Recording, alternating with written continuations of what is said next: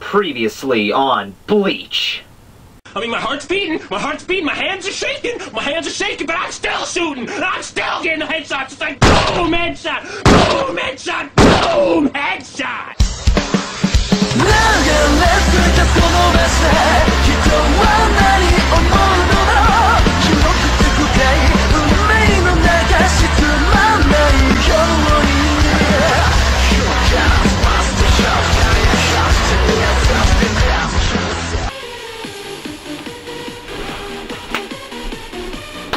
I'm back! My God, that was annoying.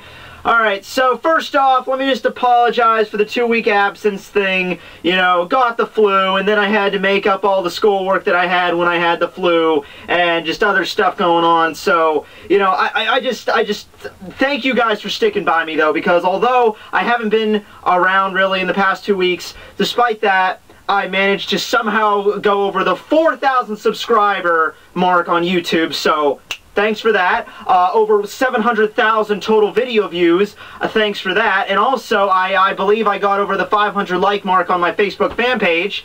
Link below. So, I felt kind of bad, because it's just like, I'm not doing anything. Why am I and I'm passing all these milestones. So, thanks to everyone for that. But, you know, here we are. We are here to review Bleach chapter number 5. I've forgotten how to do this, because I haven't done this for so long. So, yeah, whatever, let's do this! Oh shit, I already did the intro, right? Yeah, I already did the intro. Really no use to do it again. So, so we continue from the last chapter with Masaki's epic headshot point-blank range to Shiro. As I did not review the last chapter, I should restate that last chapter Tozen referred to the Black Hollow as white. That's like simply just white as its name. I like to call it Shiro, just because Shiro is in Japanese, it's white, so I think that's a cooler way to say it. Dodge this.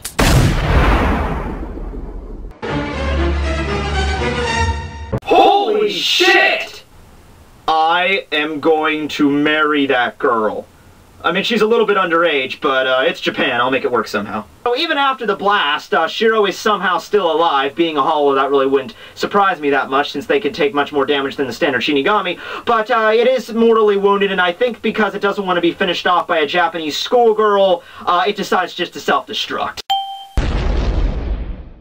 Isshin rushes to save her at the last second before the explosion. He manages to, although he mortally wounds himself in the process. And this is where we continue, pick up from the chapter. I think it was chapter 528 when Isshin began his story telling Ichigo that he was lying mortally wounded on the ground. And this is where the conversation starts, you know, where, you know, he tells us, like, oh, how did you manage to destroy that thing, you know, girl? And here's the thing that I was a little confused by, because we see Masaki here, and she's honestly, you know, she doesn't look that wounded from the hollow, because in the last chapter, when I read it, I believe that, you know, Shiro was charging at her, she tried with her bow, realized she couldn't kill it with the bow, it was too fast, dropped it, and then Shiro, like, bit into her elbow, or, like, attacked her elbow, and, you know, that resulted in her, like, oh, you fell for it. And so she kind of, like, sacrificed her arm in order to, you know, a point-blank shot. So after the motorcycle passes down my street...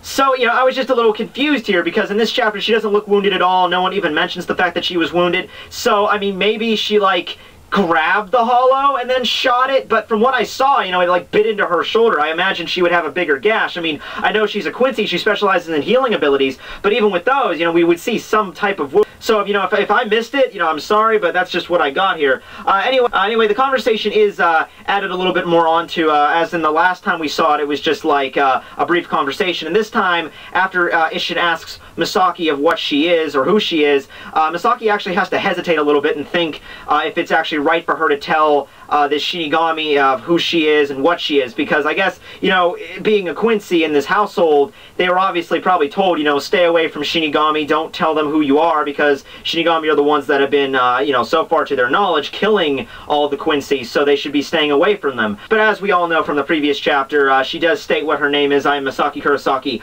a Quincy. Now, you know, she doesn't give us an explicit reason why she told Isshin what her name was. Later on we get kind of like a vague interpretation, like, oh, maybe not all Shinigami are bad. You know, I could go into like extremely analytic and being like, you know, maybe she felt some kind of love, like some kind of relationship developing between Isshin, like maybe some love at first sight thing. I mean, that's the thing you want to say, because you want to be like, oh, well, you know, Isshin and Masaki fell in love at first sight, and they defied the rules of both of their lineages, and they went together, and they had children, and that's where Ichigo, and that's where that story came from. I mean, you could be all, you know, Shakespearean like that, but I'm just gonna go on what we learned later, that Masaki she didn't do it for any real reason, just to see for herself, because you know, even Isshin states in this chapter, this is the first time him seeing a Quincy, so their numbers are dwindled, so Misaki probably hasn't had contact with a lot of Shinigami, so this is just kind of like, you know, they're both being told, you know, I'm not so much sure about Isshin, but, you know, Masaki was most likely told, you know, stay away from Shinigami, they're bad news, and this is the first time seeing a Shinigami, so Masaki probably just wants to see if, you know, everything they said is really true. Kind of like the Romeo and Juliet story, sort of, except they probably won't both take poison in the end.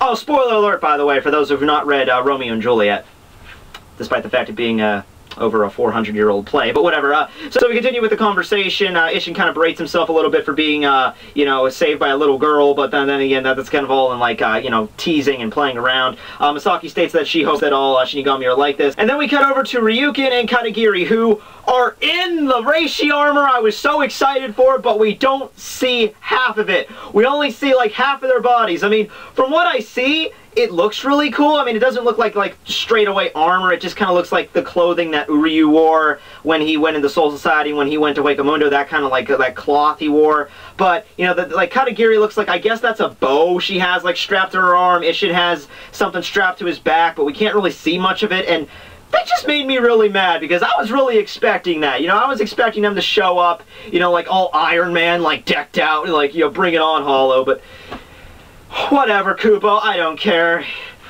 You could have had a lot of fun with that. You really could have. I'm just saying, that's a loss for you, not me. It's to Katagiri that Masaki is alright, there were no issues, so there's, you know, no reason for them to get involved, and they should head back home. Once again, going back to the whole, I thought Masaki was injured, but, you know, Ryukin's not really that all worried about her, so I guess she wasn't. Okay, so we cut back over to, Hueco, Bundo, Solstice. Okay, you know, screw it, I'm just calling it the Aizen Cave from now on. Tozen is throwing a temper tantrum because apparently they designed the Hollow in the first place to go and hollify other Shinigami, because apparently they made it out of the corpse of a deceased Shinigami.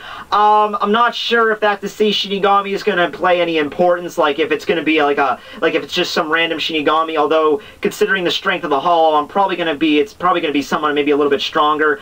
You know, when I first read it, I'm like, Kaien? Maybe, because Kaien got killed by Metastasia, but Metastasia just had his memories, so was his body still around? But then I thought, you know, that was like 50 years ago, that might have not have synced up right in the time frame, but, you know, not a lot of Shinigami have really died in Bleach, you know, especially since in this weird time frame that we're in right now, which we're not 100% sure what the time frame is in, but, you know, it might turn out just to be an everyday Shinigami that died and they used as a corpse, but it might turn out to be someone important that we're not, you know, known yet. Tozen is upset apparently because it didn't do basically what they designed it to which Aizen replies that that's not true, and that what they created might have actually ascended to a point higher than it was supposed to be, and then it just went off and did its own thing because it ascended so high. Foreshadowing alert mainly when I read that, going back to Aizen becoming higher, like a higher plane of being. That's basically what Aizen is designed. Like, we designed this Hollow to maybe be three-dimensional, and we did it, and it ended up ascending higher, or it ended up doing something that we didn't expect it to do because, you know, this stuff's never been done before. You know, you're Dr. Frankenstein here, essentially. You know, you can't really be held accountable for what the hell abominations you create and what they do. But the thing that Aizen is particularly interested in is that they created the Hollow in order to kill other Shinigami, but it chose instead to fight a Quincy, which can be seen as the direct opposite of a Shinigami. So Aizen's just a little interested in what's going on with that, and I think that's going to lead to something a little bit higher, more, you know, later on. Possibly involving exactly what I just want to see, you know, the Shinigami they used to create that thing. That's the thing that I'm more interested in, but I'm sure that's going to play a plot, you know, later on, because you know, I originally assumed this arc was just going to be, you know, they go back in time and they show, you know, when Isshin and Masaki first met, And, you know, I like this arc might be going along for a long time. Like, I thought maybe like a couple chapters, maybe 10. But, you know, we might be having a redo of Deicide here, guys. We might be on this might be like a turn back the pendulum kind of thing. We might be stuck on this for a while. Anyway, we get the title of the chapter, Bleach 533, The Gravitation. Isshin returns to the Soul Society to give his report to Yamamoto. And, you know, I was pleasantly surprised here. Like, a lot of times when someone comes to Yamamoto and states that they broke the rules, a lot of time Yamamoto is he's very devoted to the laws of the Soul Society. He's very, you know, it doesn't matter who it is for the most part. You know, he doesn't even think twice. He usually punishes you in some way. Here, you know, Isshin even states, you know, I went to the living world against your will, and all this crap happened, but Yamamoto says, well, you know, casualties were kept to a minimum, except for those three Shinigami that died. No punishment for the 3 Shinigami that died. I guess no one cared about them. No families, no friends or captains. No one really seems to raise any big deal about them, so... Rest in peace, 3 nameless Shinigami. You will forever be in my heart. We need to start a fan club about forgotten Shinigami that have just died in the background because no one cares about them. So yeah, Yamamoto says he'll overlook the violation of the rules, to which Isshin acts kind of like a school kid, you know, when the teacher says he's not in trouble. When you're supposed to say, like, thank you very much, teacher. Instead, you're like, yes, got off the hook, ha ha ha. Let's go and run with scissors. Ow! I don't know where that joke was going, but I really did hurt myself as I ran away. Anyway, but before Isshin has a chance to skip out, Yamamoto asks him something that interesting happened to the Hollow that he wasn't really specific about, and he asked him if he left anything out of his report, to which Isshin states he did not. Now, 2 things here. Number 1, obviously, well, we know he left out the part about Masaki because we see little flashbacks of her, so, you know, he completely left Masaki out of the report, any details of a Quincy. What I'm curious more about, though, did he leave the part about him just getting cut in the back? Because remember, he assumed it was a Shinigami, but he didn't see it. So, did he leave that part in the report at all about, you know, being cut from behind, not being able to use his Bankai? Maybe there's somebody else, you know, controlling the Hollow from behind the scenes. Did he mention any of that? Or did the report just go something like, yeah, I went into the living world without your permission, I fought this black hole that I'd never seen before that killed 3 Shinigami quite easily, and then I went into Shikai, and then it fought me, and then it almost killed me, and then it just decided to spontaneously kill itself? I don't know. You leaving anything out there, Sonny? Oh, yeah, right. I also went and took a piss. Oh, okay, then you can leave. So we cut back over to Karakura Town briefly, where we see Masaki just sitting in class, kind of daydreaming, thinking off, and wondering if she should have asked Isshin for his name. And this is where, yeah, I guess we just turn into a, like a parallel to a teenage high school drama movie or something, and just like, I just met the man of my dreams. Probably should have asked for his name. Now I'll never see him again. In all seriousness, that's kind of what's going on. We even cut back over to Isshin and the Soul Society just kind of lounging around, thinking about basically the same thing, like, oh, maybe I should have talked to her more. Oh, it's okay, we'll find a way to meet her again, maybe. Dawson's Creek, Bleach Edition, I don't know. Last scene of the chapter, we have Masaki walking home with a couple of her friends from school. They mention about how she's living in the Ishida house with Ishida Senpai, so not sure who they're referring to.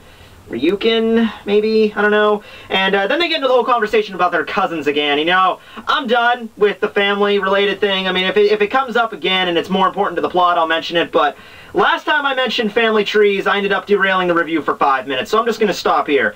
So last scene, she bumps into some unknown figure. She tells him it's sorry for bumping into her. The unknown figure, of course, says, oh, it's okay, it's fine. So Masaki and her friends walk away, and we see that that figure was, in fact, Urahara, who apparently did not change his fashion sense at all in the past 20 years. You find a look that works for you. You know, I guess go with it. Hey, actually, no. Question. I'm actually really interested in this. I want to know the history behind how Urahara got that hat. Who else wants to know about that? Really, think about that. Like, because he wasn't wearing the hat in the Soul Society. You know, when he defected the Soul Society, he wasn't wearing the hat. This is like the next earliest point in the Bleach history I think we're aware of. No, well, I guess going back to when Kaien died, but that was 50 years ago. Urahara wasn't in that. So I guess this would be the earliest point for Urahara, aside from Turn Back the Pendulum, and he's wearing the hat, so what, did he just, like, go to the world of the living? He's like, okay, I need some human clothes, I need to blend in, and he's just walking by, and he just, you know, sees a hat in the window, or maybe there was some really epic adventure where he got the hat. I want to know where he got the damn hat! But yeah, anyway, that's the end of the chapter right there. You know, next chapter, you know, we're finally getting Urahara involved here, which I knew that was going to happen eventually because, you know, Isshin and Ryukin, well, I'm not sure so much on Ryukin, but I know Isshin has a relationship with Urahara in some way, and I don't think, you know, well, maybe possibly Isshin knows about Urahara in the sense of, like, Soul Society history and everything, but, I mean, like, just talking to Mayuri, maybe the other captains told something about, like, you know, like, that, yeah, there was this guy, like, 60 years ago with these holification experiments, and he got, you know, he got exiled from the Soul Society. We don't know where he is now. Although that's actually another crucial point, because this thing that Isshin was fighting was obviously not a traditional holo, so maybe Isshin is going to do some research into holification in the Soul Society, because he knows that, oh my god, this makes a lot of sense now. He knows that some Shinigami attacked him from behind. He's assuming it's a Shinigami, so he's probably going to assume, hey, maybe there's something that these guys aren't telling me, so he's going to do a little bit of research, and maybe that will lead him to Urahara, and maybe that's when he will go back to the Soul Society, like this, I mean, back to the world of the living, and then he'll meet Urahara. That actually makes a lot of sense. I'm calling that. I'm putting that down in my book when that happens, because if that actually happens, because I know he's going to go back to the world of the living eventually, but yeah, that's a good reason. I'm interested in that. Okay, so yeah, that's my thoughts on the next chapter. Once again, what's going on with Aizen? I'm not sure if he's gonna really play much of a part. Was he present during the captain meeting? I don't remember seeing him. I remember seeing Byakuya, Unohana, Choraku, and Mayuri. I don't remember seeing Aizen or the Gin Tozen, but you know, maybe they were doing something else at the time. So yeah, that's the end of the review. Thanks everyone for watching my videos. Thanks so much for the 4,000 subscribers, 700,000 views. I'm so close to 1 million. I mean, I know I have 300,000 left, but that seems like a lot of views, but I'm getting so close to 1 million. I can't wait till that actually happens. And the 500 likes on Facebook. So thanks for all that, guys. I'm sorry, even this review is going to be a little bit late, but you know, I'm back, and I'm hoping that I can just get back on track with the Bleach reviews, and the Pokemon Let's Play has been slacking on them. So yeah, I'll get everything back, guys. So thanks everyone. Tekking101 signing out. See you guys.